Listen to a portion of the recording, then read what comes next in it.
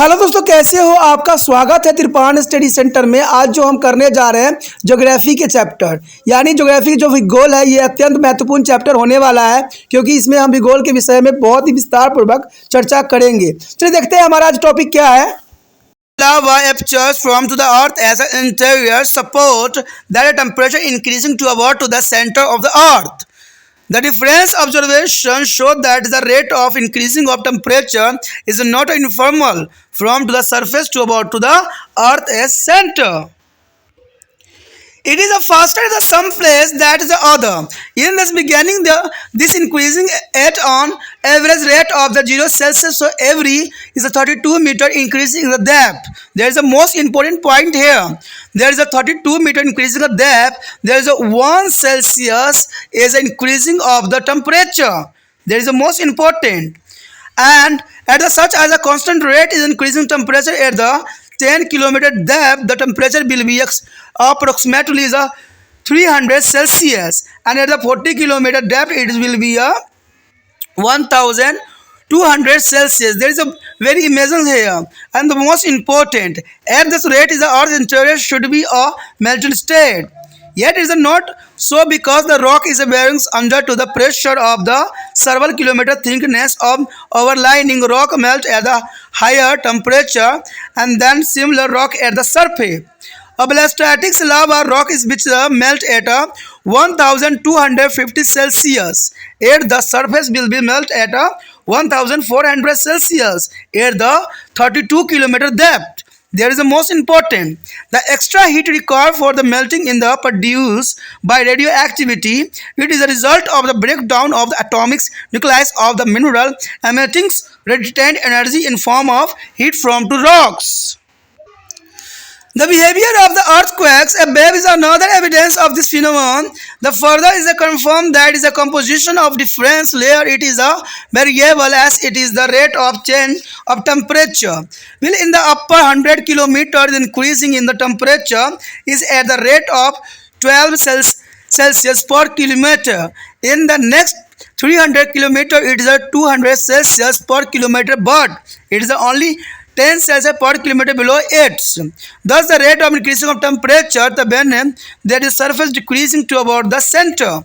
The temperature at the center is estimated to rise of somewhere between to the 3000 Celsius and 5000 Celsius. Such a higher temperature inside the earth may be due to the chemical reaction under to the high pressure condition and degradation of radioactive element.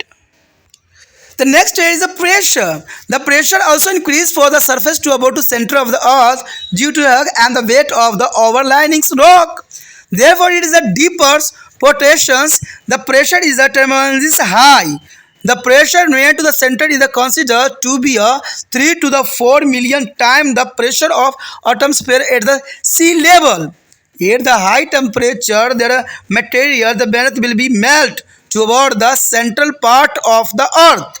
The molten is the materials under to the terraces is a pressure condition require the property of the solid, and it is a probably is a plastic state.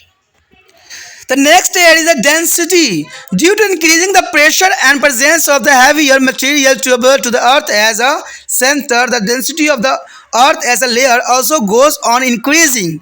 Absolutely, there is a material of the innermost part of the earth are very dense are already started. यहाँ पर जो हमारा अत्यंत महत्वपूर्ण topic आया है, भूगर्भ में तापमान, दाब और घनत्व का क्या महत्व होता है। देखिए दोस्तों, कहते हैं अगर हम पृथ्वी की संरचनाओं की अध्ययन करें तो यहाँ पर जो है इन चीज़ों का जो है बहुत महत्व रहता है। कहते हैं तापमान जो होता है पृथ्वी को सदैव ही इफेक्टेड करता रहता है। अब दबाव की वजह से जो है इसमें लवाएँ बनते हैं और घनत्व तो रहती ही रहती है। तो ये तीनों पॉइंट जो है अत्यंत महत्वपूर्ण है सभी चीज़ों के लिए जो पृथ्वी की संरचनाओं को प्रभावित करती है। बात अगर हम करें तापमान की तो कहते हैं गहरी खानों और गहरे कूपों में से जानकारी मिलती है कि पृथ्वी के भीतर गहराई बढ़ने के साथ साथ तापमान भी बढ़ता रहता है। यानी यह बात ज्वालामुखी के उद्गारों में पृथ्वी के अंदर से निकलने वाले अत्यंत गर्म लावा से भी सिद्ध हो जाती है कि पृथ्वी के अंदर जो है बहुत ही गर्म है।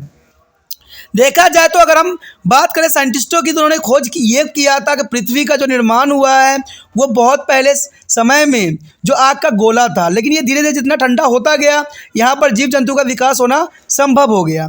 तो इन अगर बातों को आधार हम लें तो ये बात यहाँ सिद्ध भी होता है, क्योंकि यह बात जो है ज्वालामुखी के उद्गम से पृथ्वी के अंदर से निकलने वाले अत्यंत गर्म लावा जो है इस बात को सिद्ध भी करता है कि भूगर्भ की ओर तापमान बढ़ता ही चला जाता है।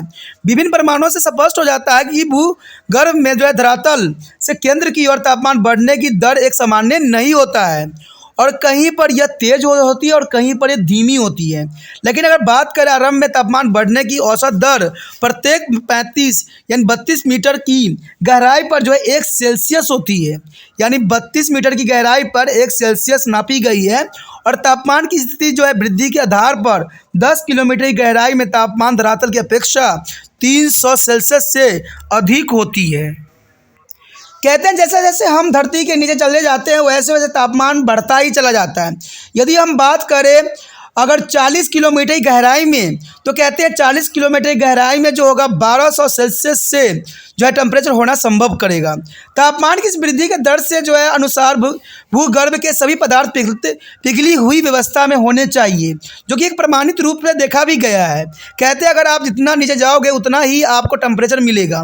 तो इसका अर्थ है कि वहाँ के जो जितने भी मटेरियल्स होंगे सब के सब जो होंगे द्रव्य फॉर्म में होंगे, परंतु वास्तव में ऐसा नहीं है।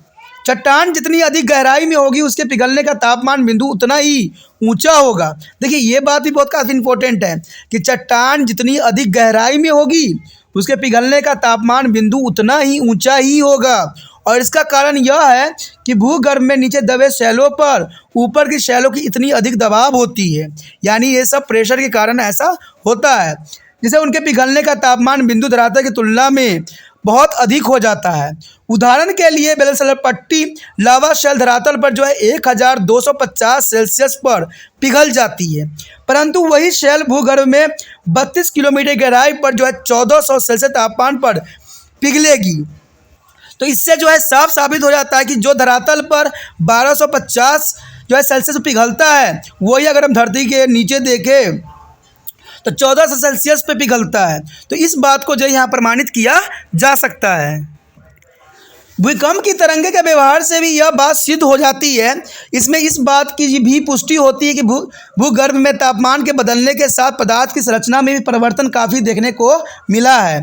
भूगर्भ के ऊपरी जो है 100 किलोमीटर में तापमान बढ़ने की दर जो है 12 सेल्सियस प्रति किलोमीटर के हिसाब से माना गया है, और अगले 300 किलोमीटर में यह वृद्धि दर 20 से प्रति किलोमीटर है, और इसके बाद यह वृद्धि दर केवल 10 सेल्सियस प्रति किलोमीटर रह जाती है।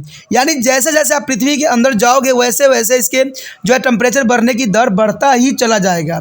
इससे स्पष्ट होता है कि धरातल के नीचे तापमान बढ़ने की दर पृथ्वी के केंद्र की ओर घटती जाती है, और इस गणना के अनुसार पृथ्वी के केंद्र का तापमान लगभग 4000 सेल्सियस से 5000 सेल्सियस के बीच मापी जाती है। कहते हैं भूगर्भ में इतना ऊंचा तापमान उच्च दाब के फलस्वरूप हुई है, और रासायनिक प्रक्रियाओं और रेडियोधर्मी तत्व के विखंडन के कारण ही ये सब संभव हुआ है। तो इसमें कोई दो राय नहीं है। कहते हैं अगर हम बात करें यहाँ पर रेडियोधर्मी तत्व की, तो कहते हैं इस सब के कारण ही इतनी जब टेम्परेचर में जो है वृद्धि हुई है।